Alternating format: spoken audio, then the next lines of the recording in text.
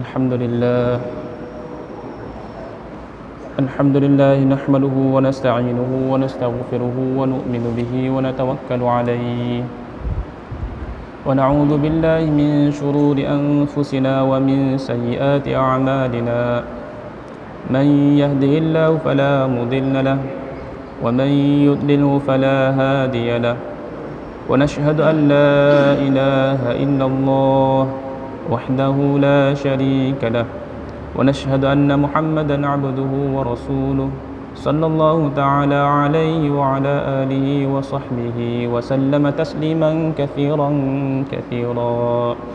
أما بعد فأعوذ بالله من الشيطان الرجيم بسم الله الرحمن الرحيم والعصر إن الإنسان لفي خسر إلا الذين آمنوا وعملوا الصالحات وتواصوا بالحق وتواصوا بالصبر وقال عليه الصلاة والسلام بلغ أني ولو آية أو كما قال عليه الصلاة والسلام. Alhamdulillah, terima kasih kepada tuan pengerusi majlis, kepada yang saya muliakan Tuan Imam, Tuan Bilal, AJK Masjid, para muslimin muslimat yang dihormati oleh Allah Subhanahu wa taala sekalian. Pertama-tamanya marilah kita syukur kepada Allah Subhanahu wa taala atas segala nikmat yang Allah bagi kita pada hari ini. Semenjak kita lahir ke dunia ni, dan sapalah kita akan tinggalkan dunia ini, dan segala-galanya adalah nikmat yang Allah bagi pada kita ini.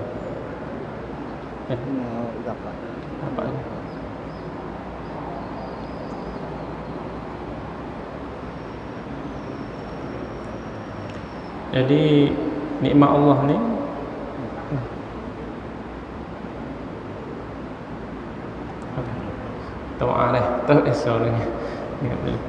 Jadi alhamdulillah, saya mengucapkan syukur kepada Allah Subhanahu wa taala dan terima kasih juga kepada ahli jawatankuasa masjid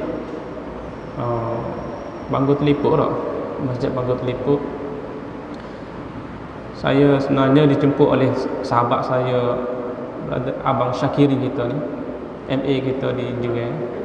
Jadi dia minta saya marilah kongsi sedikit maklumat ataupun sama-sama mari kita ambil tazkirah lah, lebih kurang dah. Di masjid ni tazkirah lah. Mana-mana pun kita ingat mengingati, kita kata dah. Jadi nak tak nak saya usahalah penuhi jemputan saudara kita, dan juga kita sama-sama lah. Orang Islam ni dia memang saudara belaka lah. Tak kira kita di mana sahaja kita berada, di mana bangsa apa sekalipun, bahasa apa sekalipun, kita semua ni saudara si Islam.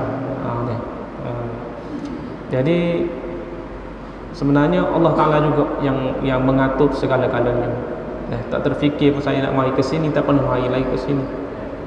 Pernah bekerja di Klinik Jerai dulu 3 bulan 2019 sekejap lah. Lepas tu ditukar ke Cerai Buku. Jadi tak pernah siapa di sini, Pelos lalu sahajalah. Banggu Telipuk. Tak mungkin orang kat sini biasa pergi lah Klinik Jerai tu dah. Saya tak tahulah, mungkin pernah jumpa, mungkin tak pernah jumpa, kita metang di situ. Jadi maknanya semua ni aturan yang Allah Ta'ala bagi pada kita ini. Kita tak terfikir, tapi Allah Ta'ala telah tetapkan segala-galanya. Sejak kita lahir atas muka bumi ni, sapalah kita tinggalkan dunia ni. Jadi bapa-bapa, ibu-ibu yang dimuliakan oleh Allah Subhanahu wa taala sekalian, lagi dan lagi kita kena syukur banyak nikmat yang Allah bagi pada kita ini. Paling tinggi sekalinya nikmat iman dan Islam. Allah jadikan kita ni orang beriman dan orang yang Islam, lahir dalam keluarga Islam, mak ayah kita orang Islam.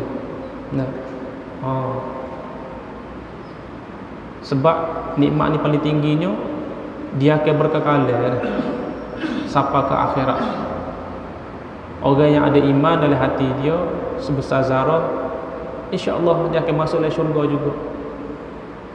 Tak, syurga paling rendah sekali pun 10 kali ganda dunia ni.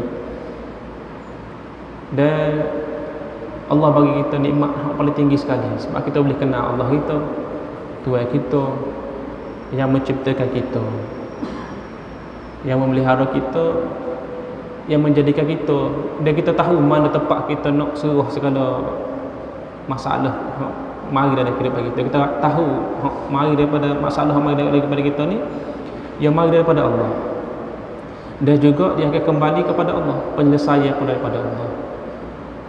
Begitu juga dengan semua hal yang berlaku di dunia ni, termasuk wabak yang berlaku sekarang ni pun, COVID-19 ni pun mari daripada Allah. Dia tak pernah dirancang oleh manusia. Pernah berlaku di zaman sahabat, dan di zaman Sayyidina Umar pernah berlaku wabak. Jadi wabak ni memang mari daripada Allah.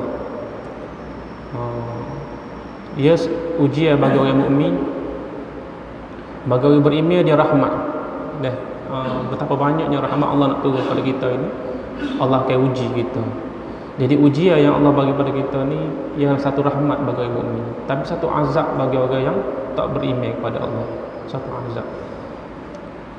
Jadi bagi orang Islam, orang beriman macam kita ni, kita redha ajalah dengan segala gapo Allah bagi kita, termasuk wabak ni dan macam-macam masalah yang melanda kita. Tapi dalam setiap kesusahan itu pasti ada kesenangan dah. Seperti mana Allah Taala beritahu dalam Quran, inna ma'al usri yusra, inna ma'al usri yusra. Setiap segala kesusahan itu ada kesenangan. Dia berserta dah, Allah Taala letak dah. Susah pasti ada senang lepas tu dah. Jadi alhamdulillah, syukur kepada Allah Subhanahu Wa Taala. Allah jadi kita orang beriman, orang Islam. Dan nikmat selepas tinggi selepas iman dan Islam ni ialah nikmat kesihatan, afiat. Jadi dalam satu hadis mafhum dikurang, hadis daripada Sayyidina Abu Bakar ni kata, selepas kamu mohon iman, kamu mohonlah afiat daripada Allah. Mohonlah afiat daripada Allah. Maknanya afiat ni sangat penting dalam kehidupan kita dah. Afiat ni bukan setakat sihat tubuh badan saja, dia afiat ni senang dalam semua urusan. Mana Allah mudah dalam segala urusan kita dah. Dalam perjalanan hidup kita. Sebab kita akan diuji. Kehidupan ni penuh dengan ujian. Dalam satu hadis lain, mafhum lebih kurang mafhum, manusia ni seolah-olah Nabi lakar tu macam kotak pak segi kehidupan manusia ni, kotak pak segi gitu. Dia ada lain tengah perjalanan manusia. Dan setiap tepi kotak tu dia ada cabai-cabai ataupun garis-garis kecil yang mana inilah ujian. Lepas tu akan mari pula so.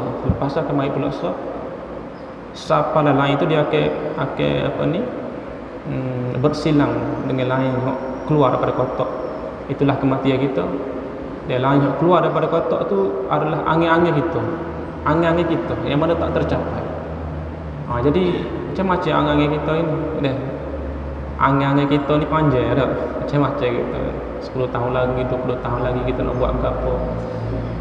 Tapi kita kena sedar bahawa kita ni sedang mendekati kepada kematian kita.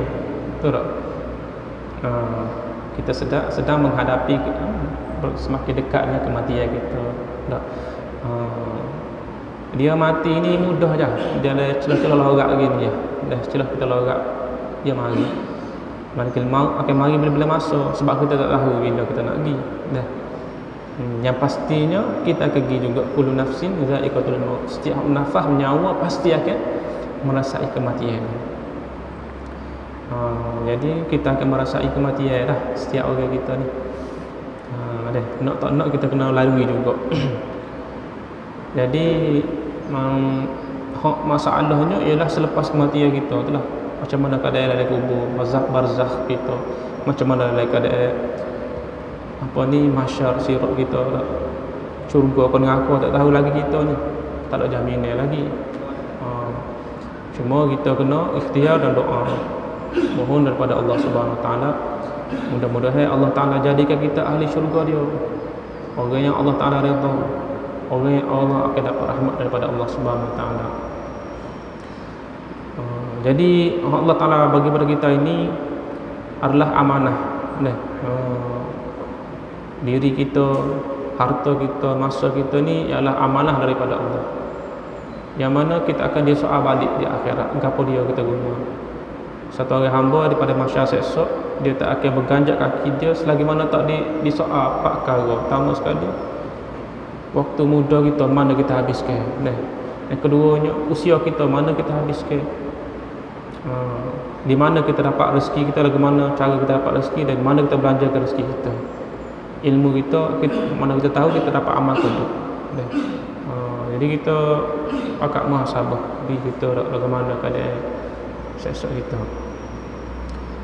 Jadi alhamdulillah, tuan-tuan sekalian, mujur Allah Taala pilih kita mari ke masjid. Masjid ni tempat turunnya rahmat, tempat turunnya berkat. Jadi kita nak usaha biar boleh imarah masjid. Masjid ni biar kena mari ramai orang. Bila Allah mudahkan kita lah ni, buka dalam masjid dulu tak boleh buka, masjid tak boleh buka dah. Tak terkecuali, mungkin masjid ni pun tak terkecuali tak. Tak boleh mari orang, tak boleh mari. Sekarang Allah Taala buka dalam masjid, jadi kita pakat mari belaka dah. Sebab masjid ni tempat turunnya rahmat, berkat daripada Allah Subhanahu Wa Taala. Dan masjid inilah hati kepada kampung. Hati kepada kampung ni masjid. Jadi bila masjid kita ni hidup, maka hati kampung tu hidup. Bila hati itu segar molek dari tubuh manusia ni, ada hati dia. Ada jantung. Dari tubuh kita ni dia ada jantung. Mungkin kita pernah tengok belakang dah. Dari tubuh kita ni ada jantung, ada hati, ada paru-paru. Jantung kita ni dia duduk di sebelah kiri dah. Biasanya kalau orang sakit jantung ni dia sakit sebelah kiri dah. Sakit macam apa? Orang sakit jantung ni kalau kita tanya dia tu, dia lebih macam jadi sakit dipanggil apa? Macam benda berat duduk dada dah. Payah nak nyawa. Ni soalannya bila jantung tu dia ada masalah dah. Dan kebanyakannya jantung ni sumbat. Jatuh sumbat ni banyak orang yang menghadapi benda ni lah. Jatuh sumbat ni sebabnya kolesterol tinggi, masalah belaka tu pemakanan dia. Kena jaga kolesterol dia. Kolesterol tinggi ni mudah dah saluran darah dia jadi sumbat dah, menyebabkan jadi sakit jantung. Bila jantung tu dia sakit, maka akan jadi masalah tubuh dia. Payah nak nyawa, nak jalan tak agak, kaki jadi sembab. Jadi bila masalah di hati tu, dia akan jadi masalah habis ke seluruh tubuh. Itulah manusia ada hati dia. Dari manusia ni ada hati. Itu hati dari segi fizikal. Dari hadis Nabi itu hati dari segi kerohanian dia. Bila hati mati, habis rosak tubuh, seluruh tubuh. Begitu juga yang kampung kita ni masjid hati dia. Jadi bila hati masjid ni maknanya hidup molek, diimarahkan, maka tuan-tuan sekalian, insya-Allah kampung kita akan jadi aman, akan selamat daripada bala bencana, akan turunnya rahmat, berkat insya-Allah. Jadi kalau kita mari ke masjid, kita akan bawa balik rahmat ke rumah kita. Keluarga kita akan dapat rahmat, isteri anak-anak kita dapat rahmat. Bila ada rahmat ni akan jadi kasih sayang dari keluarga. Bila turunnya rahmat Allah ni, maka keluarga kita akan jadi bahagia, kasih sayang, dan turunnya rahmat, berkat. Malaikat akan bersama kita. Jadi orang yang mari masjid semua ni, masya-Allah dah sekalian, akan jadi maknanya tamat-tamat apa ni, sahabat-sahabat dia tu malaikat lah. Malaikat akan jadi sahabat kita dah, sebab malaikat akan penuh di masjid. Jadi kita sakit ke, bila kita mari semua ke masjid, tiba kita sakit, tak boleh nak mari ke masjid. Jadi malaikat ni akan pergi ziarah kita. Mungkin kita tak nampak lah. Bila kita pergi buat kerja susah, malaikat ni akan kita tolong kita. Dia jadi sayang kita, dapat kita. Sebab tu banyak masa kena mari ke masjid insya-Allah. Boleh. Jadi alhamdulillah, bapa yang ibu-ibu dan dimuliakan oleh Allah Subhanahu Wa Taala.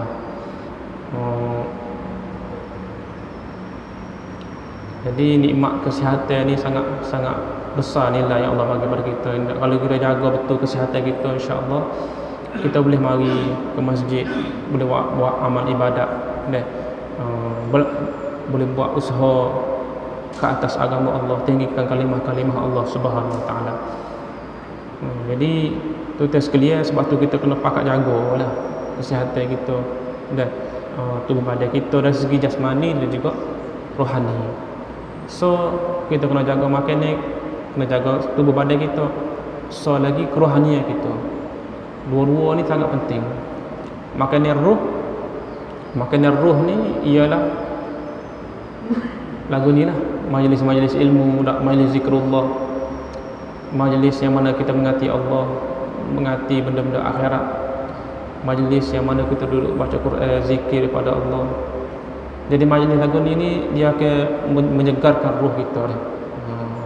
Jadi segar roh. Bila roh kita segar ni, mudah kita nak beramal pada Allah. Dan satu lagi, jasmani kita. Jasmani kita ni kita kena jaga juga, sebab dia amanah daripada Allah.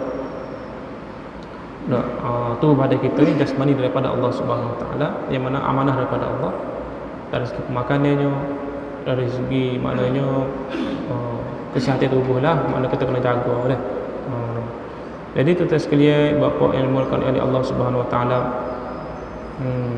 bila mana kita dilanda dengan masalah ni, masalah Covid dak, macam-macam penyelesaian yang kita boleh cari. Satunya ialah dengan perantaraan amal, dengan amalan kita lah. Mana kita minta dengan Allah, doa, dan di samping kita banyak istighfar dengan taubat dengan Allah. Orang yang banyak istighfar, taubat dengan Allah ni, Allah akan keluarkan dia daripada masalah dia. Allah akan keluarkan dia daripada kesempitan hidup dia. Akan keluar jalan keluar daripada masalah. Dan orang banyak istighfar kepada Allah, Allah Subhanahu Wa Taala akan bagi dia rezeki yang daripada sumber yang tak ada sangka-sangka. Dia orang yang banyak istighfar ni, Allah akan bagi ketenangan dalam fikiran dia. Allah bagi tenang dalam fikiran dia. Jadi tuan-tuan sekalian, dari segi amalan ni kita kena jaga, dan juga dari segi fizikal pun kita kena jaga juga. Ikhtiar dari segi luar ni. Dari segi perubatan, ikhtiar ni yang kita boleh jaga, yang kita boleh buatnya, yang sering disarankan oleh Kementerian Kesihatan lah, iaitulah kita kena jaga penjarakan, basuh tangan sokmo, pakai mask di tempat awam. Ni salah satu cara ikhtiar kita untuk kita mengelakkan daripada terkena jangkitan Covid ni. Dan hal terbarunya ialah kehadiran vaksin. Jadi vaksin itu sekalian, dia adalah salah satu cara kita nak ikhtiar lah, supaya tubuh kita ni ada antibody, dipanggil dia. Antibody yang mana untuk melawan jangkitan virus ni lah. Jadi kalau dari segi hukumnya, kalau kita tengok ulama telah banyak dah bicara lah dengan ni, dan fatwa lah dikeluarkan dah. Hukumnya lah harus dan wajib kepada golongan yang kerajaan tetapkan. Sebabnya harusnya, kalau kita dengar lah, saya pun dengar jugalah daripada mufti-mufti yang ada buat kajian ni, muzakarah fatwa tu, dia kata untuk hukum vaksin ni sebab apa dia jadi harusnya, sebab pertama sekalinya dia tak ada unsur najis, itu dah, tak ada unsur najis. Yang keduanya bukan daripada haiwan, unsur sumber haiwan yang tak ada sembelih. Yang ketiganya dia selamat. Vaksin yang masuk dalam negara kita ni tu, dia ada satu badan dipanggil NPRA dah. Badan ni dia akan sentiasa pastikan ubat-ubat masuk ke negara kita ni selamat. Pastikan dia selamat, insya-Allah baru kita boleh guna dah. Jadi NPRA telah mengatakan bahawa dia selamat, insya-Allah. Jadi tu tak berusing lah sebenarnya dah. Kalau kita tengok pun ramai dah orang yang kena cacok vaksin ni, juta-juta dah lah kalau kira kat seluruh dunia dah. Pak kita pun dah ramai dah. Terutamanya staf-staf kesihatan ni memang kebanyakan kena ambil cocok lah. Dan apa ni, dia adalah wajib. Sebabnya bila benda harus, kerajaan wajib suruh ambil, maka dia akan jadi wajib lah. Dia panggil taat kepada ulul amri. Itu yang saya dengar lah, macam mana mufti tu dia jelaskan hukum tu bila dikeluarkan gitulah. Kalau jelas balik kena tanya orang alim lah. Tanya balik mufti lah. Itu yang cakap dari segi hukum lah. Dari segi perubatannya saya jelas sikit lah, kongsi ilmu saya ada lah. Untuk rabia vaksin ni kan, dia adalah macam virus coronavirus COVID tu, SARS-CoV ataupun coronavirus tu. Dia macam teknologi, dia salin balik genetik daripada benda tu. Dan dia bukan virus tu sebenarnya, dia macam salin, dia panggil mRNA dah. Vaksin kita guna ni mRNA. Bila dia masuk dalam tubuh kita tu akan hasilkan antibody. Dia macam askar gitulah, seolahnya macam tubuh kita akan hasilkan pertahanan atau panggil antibody ataupun askar. Bahasa kita mudah dah. Menyebabkan tubuh kita tu ada askar dah, standby untuk lawan. Bila kita bagi dos kedua tu dia akan jadi banyak, jadi kuat. Bila mana virus tu mari tubuh kita tu dah ada dah antibody saat ni untuk lawan balik dah. Tu kebaikan lah yang kita nak daripada ni. Kesan sampingnya tu biasa dah lah. Kalau kita cocok biasa dah, kita akan jadi rasa sakit sikit, tu biasalah, sakit tempat cocok. Kadang-kadang kita akan rasa lenguh tangan sehari 2 hari, lepas tu dia akan hilang lah. Tu kesan samping yang biasa akan berlaku lah. Waktu tu jarang benar lah kita dengar. Mungkin ada setengah orang dia alergik ke ubat, ada lah. Setengah orang dia alergik ke ubat-ubat ni, memang dia kena royak lah. Setengah orang dia makan, setengah orang tu dia makan ubat batuk buat alergi. Kerana dia buat alergi, ubat yang sakit buat alergi. Tu setiap orang tu dia ada alergi dia sendiri. Tapi majoritinya insya-Allah okey, selamat dah. Jadi tuan-tuan boleh daftar lah planet terdekat sini kat Jerai saya rasa dah. Dan ni kita buka kaunter. Dia daftar ni sama ada kita boleh guna apa dia panggil tu dalam telefon kita tu lah. My Sejahtera dah. Situ kita boleh daftar juga. Kalau hok tak reti daftar kat tu ataupun tak ada telefon macam jenis canggih ni, boleh pergi ke planet tu. Kita buka kaunter. Untuk Jerai ni kita tak pasti lagi lah. Jerai Ruku kita dah ada dah kaunter untuk daftar dah. Jadi setiap lokaliti kawasan tu boleh kita terdekat insya-Allah. Jadi ni ikhtiar lah tuan-tuan sekalian. Kita boleh guna asbab ni, dalam lingkungan asbab kita boleh guna. Cuma bila kita guna ikhtiar pun kita tetap kena yakin dengan Allah. Dah, walaupun kita ambil macam-macam ikhtiar, kita sakit kita makan ubat, kita lapar kita makan nasi, itu ikhtiar dalam lingkungan asbab yang kita boleh guna. Tapi sekiranya kita guna sekalipun, kita kena yakin yang menyembuhkan kita tetap Allah Subhanahu Wa Taala. Dah, pergantungan hati kita tu tetap kepada Allah. Kita tak boleh yakin dengan vaksin, tak boleh yakin dengan ubat yang menyembuhkan kita. Yang menyembuhkan kita tetap Allah. Dah, walaupun kita ambil ubat, ambil vaksin, kalau nak kena nyakit tu akhir kena juga dah dengan izin Allah. Cuma kita ikhtiar dah. Wajib ali kita ni kena ikhtiar dah. Ikhtiar dah. Dia seperti mana yang diajar oleh Rasulullah sallallahu alaihi wasallam. Dah. Ketika Nabi berhijrah daripada Mekah ke Madinah tu, dia pergi nusuk di Gua Hira dah. Nusuk. Mana ikhtiar Nabi tu, dia pergi nusuk masuk dalam gua dah. Dia bukannya kata suruh gitu dak lah. Suruh pak kafir nak mai bunuh dak. Dia pergi lindungi diri dia. Ketika Nabi duduk dalam Gua Hira tu, dan Nabi dalam Gua Hira, orang kafir tu mari dekat tu. Mari tu siapa ada Gua Hira, tapi Allah Taala lindungi dia, lindungi Nabi dengan Sayyidina Abu Bakar masa tu. Jadi dia orang kafir tu kalau dia tengok kat bawah tu nampak Nabi, tapi noyaknya Allah Taala pelihara Nabi dengan para sahabat dia. Nabi dengan Sayyidina Abu Bakar tu dia kisah penghijrahan Nabi ke daripada Mekah ke Madinah tu dah. Dalam Gua Hira, Gua Sur, maaf dah, sorry, Gua Sur dah. Gua Sur betul. Gua Sur dah. Dalam ayat Quran tu surah Taubah Allah bagi tahu dah. Dalam gua lah, maknanya Nabi nusuk dalam gua, nak ikhtiar dah. Lepas tu Allah Taala lindungi mereka. Dak laba-laba mari buat sarang, dak burung mai telur. Dak ni cara Allah Taala nak buat. Yalah. Cara Allah Taala nak buat gitu. Jadi alhamdulillah tuan sekalian dak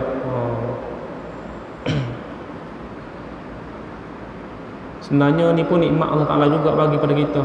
Tak mari wabak, mari nyakit. Tak kadang-kadang Allah bagi kita nyakit ni nak sembuh, nak ampunkan dosa-dosa kita. Tak. Kalau kita dah segar semua, tak, kita tak ingat Tuhan. Tak payah nak ingat Tuhan. Betul tak? Tengok Firaun lah. Firaun ni Tuhan video tu sehat, maknanya luar biasa, sehat semua dia. Tak. Jarang kena sakit. Allah Taala video sehat semua. Siapa dia yang ngaku dia jadi Tuhan tu tes sekalian. Firaun dia. Yang ngaku dia jadi Tuhan. Qala rabbukumul a'la dalam surah An-Naba tu. Dalam surah Wan-Nazi'at tu tak. Maknanya dia ngaku dia jadi Tuhan Firaun sebab dia jarang benar sakit. Kita ni kejap-kejap sakit, kejap-kejap sakit. Tak apa dah dah. Kalau tak sakit kita kena usi tak. Mana tak sakit. Sakit tu memang daripada Allah. Allah nak ampunkan dosa kita. Jadi kita redha dah. Orang mukmin ni kalau dia kena apa? Kena duri tak. Kalau kita jalan sepak batu ke, cocok duri ke. Tak. Usi lah. Kadang-kadang kita jadi pening, usi. Ni pun penyebab Allah Taala ampun dosa kita. Tak. Penyebab apa Allah ampun dosa ni istimewanya orang Islam. Istimewanya orang mukmin. Allah Taala bagi pada kita ini. Betul sekali. Sebab itulah ini kita kena pakat jaga. Tak. Pakat jaga iman kita, pakat usaha biar iman kita kuat, pakat usaha biar amalan kita kuat. Tak. Tujuan kita jaga sihat tubuh badan kita ni supaya kita boleh rapat dengan Allah, dekat dengan Allah. Tak. Biar kita lebih dekat dengan Allah Subhanahu Wa Taala.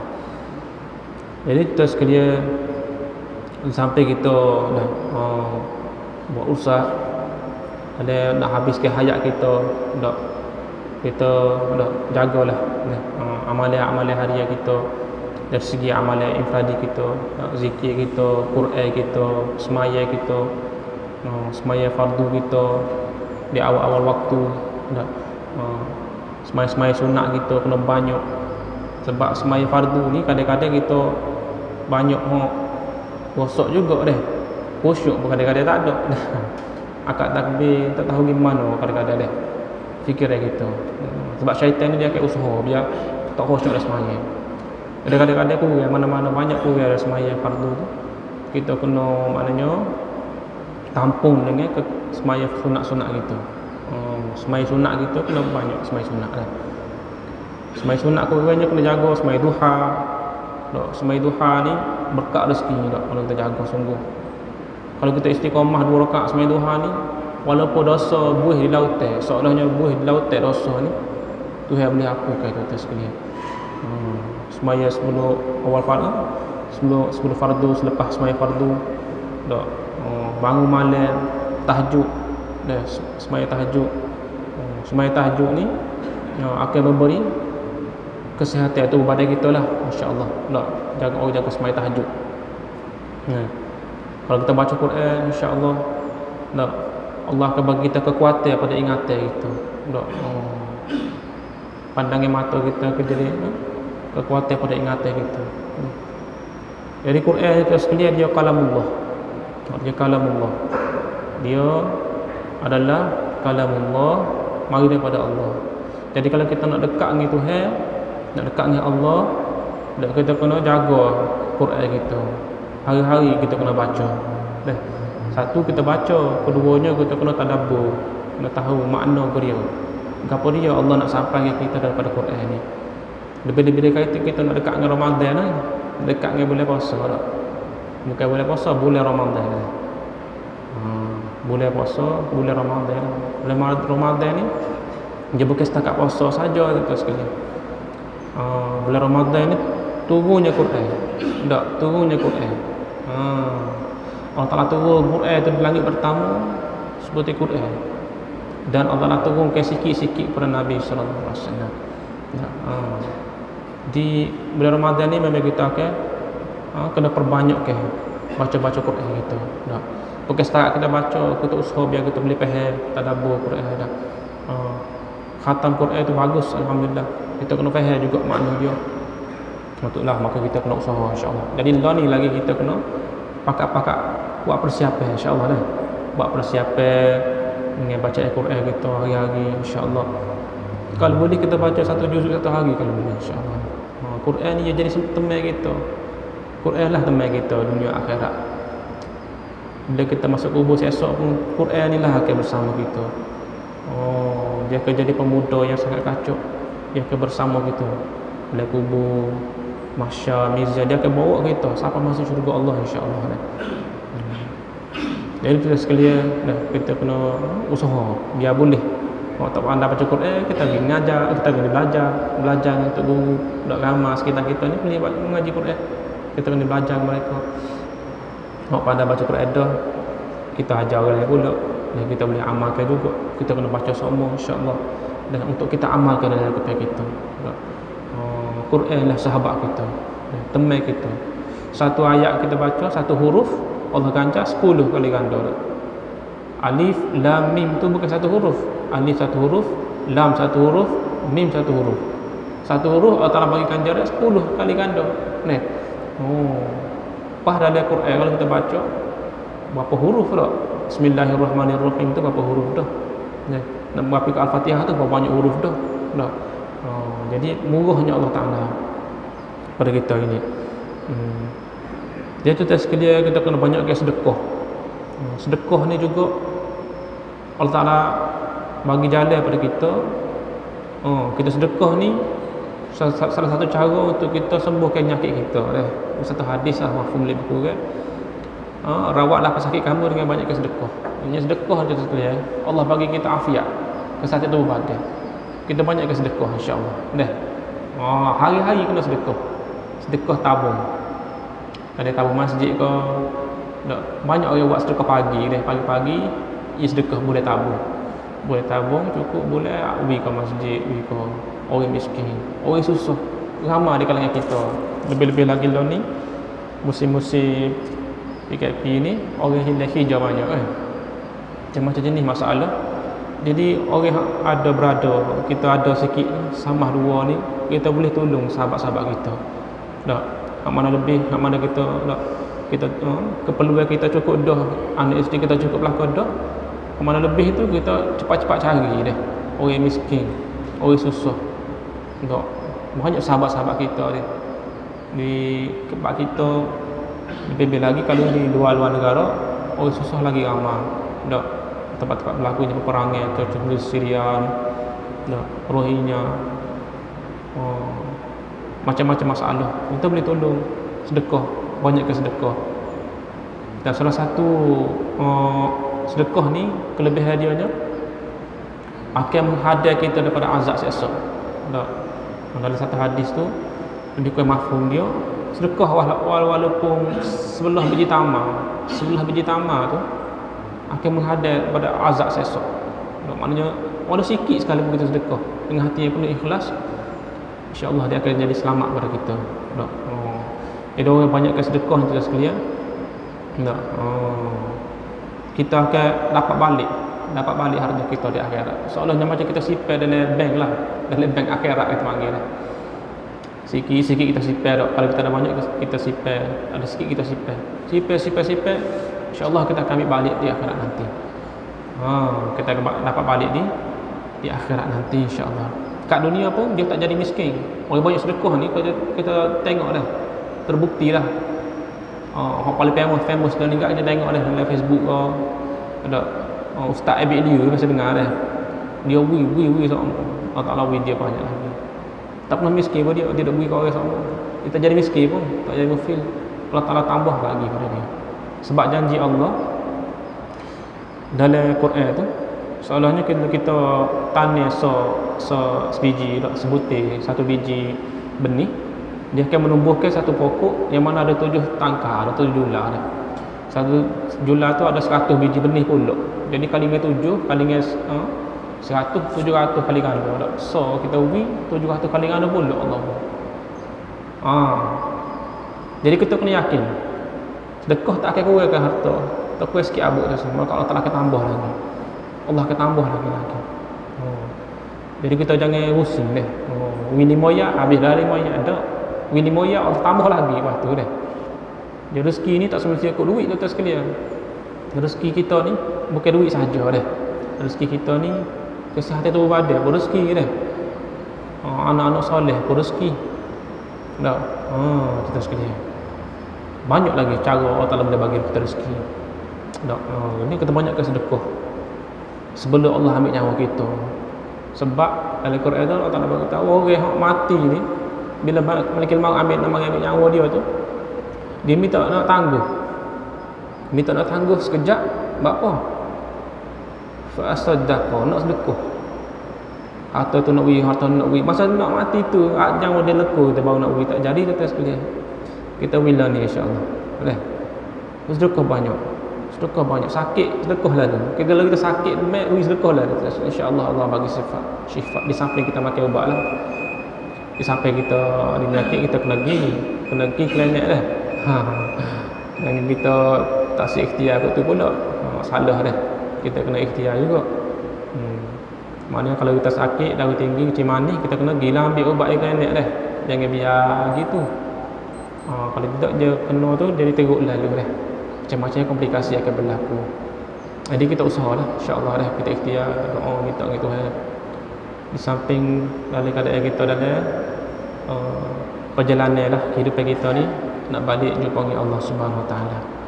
Jadi mudah-mudahan Allah Taala bagi hidayah dan taufik kepada kita, kekalkan hati kita dalam hidayah kepada kita. Sebab tu kita banyak doa, Rabbana la tuzigh qulubana ba'da idh hadaitana wa hab lana min ladunka rahmah innaka antal wahhab. Wahai Tuhan kami, tetapkanlah hati kami. Jangan kau pesungkan hati kami lepas kamu bagi hidayah pada kami. Jadi kita kena banyak doa semoga Allah Taala kekalkan kita dalam hidayah. Mudah-mudahan kita mati dalam orang yang beriman kepada Allah dan balik jumpa dengan Allah dan kepada Allah redha kita insya-Allah. Masuk syurga Allah buat selama-lamanya. Insya-Allah dah. Jadi itu sajalah saya terus setakat daripada saya. Apa yang baik itu daripada Allah Subhanahu Wa Taala. Apa yang buruk tu atas kelemahan diri saya sendirilah. Saya minta maaf kepada tuan-tuan sekalian, saya minta mohon ampun daripada Allah Subhanahu Wa Taala. Jadi kita sudahi majlis kita dengan tasbih kafarah dan surah Subhanallah bihi subhanallah. Syada la ilaha illa anta astaghfiruka wa atubu ilaik.